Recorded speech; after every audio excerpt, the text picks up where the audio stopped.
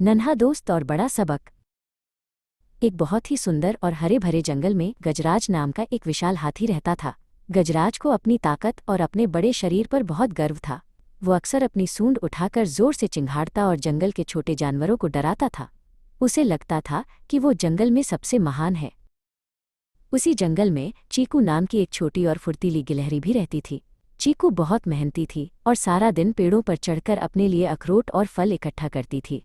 वो छोटी जरूर थी, लेकिन उसका दिल बहुत बड़ा था और वो सबकी मदद करना चाहती थी। एक दिन गजराज ने चीकू को जमीन पर दाने बटोरते हुए देखा। उसने जोर से ठहाका लगाया और कहा, ओ नन्ही चीकू, तुम कितनी छोटी और कमजोर हो। तुम मेरे किसी काम की नहीं हो। देखो मैं कितना बड़ा और बलवान हूँ।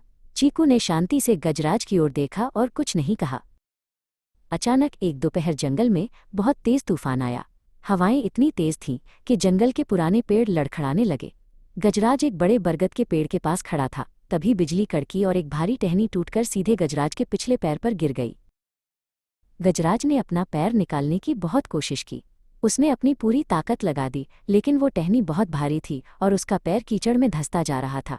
वो जोर जोर से मदद के लिए चिल्लाने लगा, बचाओ, कोई मेरी मदद करो। गजराज की आवाज़ सुनकर कपी नाम का एक बंदर वहां पहुंचा। कपी ने टहनी को खींचने की कोशिश की, लेकिन वो भी उसे हिला नहीं पाया।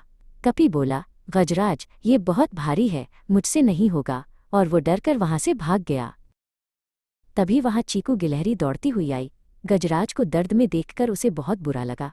उसने कहा, गजराज भाई, घबराओ मत, मैं तुम्हारी मदद करती हूँ। गजराज ने रोते हुए कहा, चीकू, तुम इतनी छोटी हो, तुम क्या करोगी। चीकू ने अपनी ताकत नहीं बल्कि अपनी बुद्धि का इस्तेमाल किया। उसने टहनी के नीचे की गीली मिट्टी को अपने नन्हे पंजों से खोदना शुरू कर दिया। वो बहुत तेजी से मिट्टी हटा रही थी ताकि गजराज का पैर निकलने के लिए जगह बन सके। धीरे धीरे चीकू ने गजराज के पैर के चारों तरफ से इतनी मिट्टी हटा दी कि वहां एक गड्ढा बन गया। उसने गजराज से कहा, अब अपना पैर धीरे से नीचे की ओर खिसकाओ और फिर बाहर खींचो। गजराज ने वैसा ही किया और उसका पैर आज़ाद हो गया। गजराज अब बिल्कुल ठीक था।